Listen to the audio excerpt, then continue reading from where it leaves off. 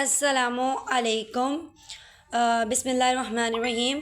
ये CS 504 के final term जो कि चैप्टर नंबर 19 to 45 हैं, उनके लिए मैंने कुछ MCQs निकाले हैं और मैंने इस पे करेक्ट आंसर्स टिक इसलिए नहीं किया कि आप मेरे साथ साथ अपनी तैयारी चेक करते जाएं। या तो कमेंट बॉक्स में आंसर लिख लें या अपने पास एक पेपर और पेंसिल लें और उसमें करेक्ट आंसर लिखते जाएं। मैं साथ साथ आपको आंसर्स बताती जाऊंगी और आप मैच करते जाएं क्या या आपका आंसर सही है या गलत।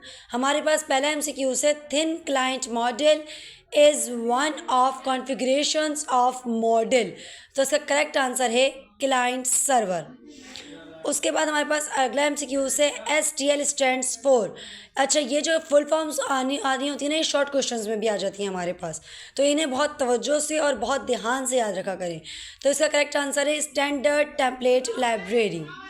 उसके बाद हमारे पास MCQ नंबर 3 है, the 3 basic principles that guide maintainability are. हमें 3 बेसिक प्रिंसिपल्स बताने हैं मेंटेबिलिटी के। यहाँ हमें 4 दिए गए हैं, क्लैरिटी, इन्हेंसमेंट, फ्लेक्सिबिलिटी, सिंप्लिसिटी। हमें बताना है कि इसमें से 3 बेसिक प्रिंसिपल्स कौन से हैं। तो जो करेक्ट आंसर है बच्चों वो है क्लैरिटी, फ्लेक्सिबिलिटी और सिंप्लिसिटी। तो अब A, C और D, तो हमें A, C और D तलाश करना है। A, B और C तो नहीं हो सकता क्योंकि B जो है वो इन्हेंसमेंट और B प्रिंसिपल नहीं है बेसिक। A, C और D हो सकता है क्योंकि क्लैरिटी, फ्लेक्सिबिलिटी और सिंप्लिसिटी जो है वो इसका करेक्ट आंसर है। तो ऑप्शन नंबर B हमारे पास इसका करेक्ट ऑप्शन है। उसके बाद go to statements violate the idea of. Go to statement ने क्या आइडिया पेश किया, तो इसका करेक्ट आंसर है स्ट्रक्चर कोड। तो जी स्टूडेंट्स, आपके पास MCQ नंबर 5 है, a function should not be larger in any case and should not exceed in length. अब ये कह रहे हैं कि हमारे पास एक ऐसा फंक्शन बताइए कि जो लार्जर नहीं हो किसी भी केस में और शुड नॉट एक्सीड, और किसी जो है इन लेंथ और लंबाई में इतना ज़्यादा ना हो।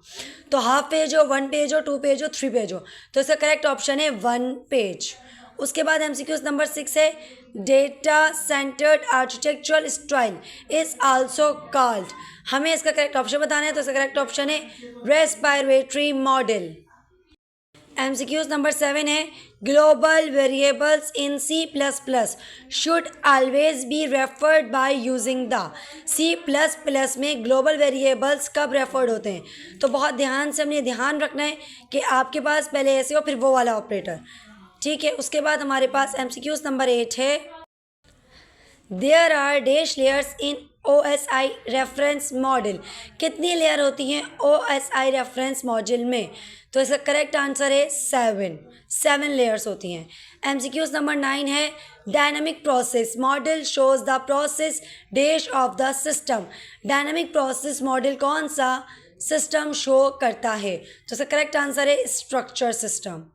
उसके बाद MCQ नंबर 10 है हमारे पास, which of the following shows a commanded statement in C++। Commanded statement कौन सा होता है, तो ऑप्शन नंबर B इसका करेक्ट आंसर है फर्स्ट प्लस सेकेंड आंसर, ठीक है। उसके बाद MCQ number 11, dash architecture model is widely used in many frame application. तो इसका करेक्ट आंसर है option number B respiratory model. उसके बाद हमारे पास MCQ नंबर 12 है, variables should be initialised where they are dash and they should be declared in the dash scope possible. तो हमें यहाँ पे 2 ब्लैंक्स फिल करनी है कि variables should be initialized when they are, तो इसका करेक्ट आंसर है declared, and they should be declared in the dash scope possible, तो इसका आंसर है स्मॉलेस्ट। तो इसका करेक्ट ऑप्शन है डिक्लेयर्ड एंड स्मॉलेस्ट, यानी ऑप्शन नंबर D। उसके बाद ऑप्शन नंबर 13 है हमारे पास, identifier names also play an significant role in changing the dash of a program. तो ये कौन सा इसका करेक्ट ऑप्शन है, हमारे पास इसका करेक्ट ऑप्शन है रीडएबिलिटी। अगेन हमारे पास स्टैंड्स फॉर आ गया है। अब स्टैंड्स फॉर जब हमारे पास आएगा बच्चों, तो हमें ख्याल रखना है कि हमारे पास शॉर्ट क्वेश्चन में ही पूछ सकते हैं। MVC stands for model view controller इसका करेक्ट आंसर है।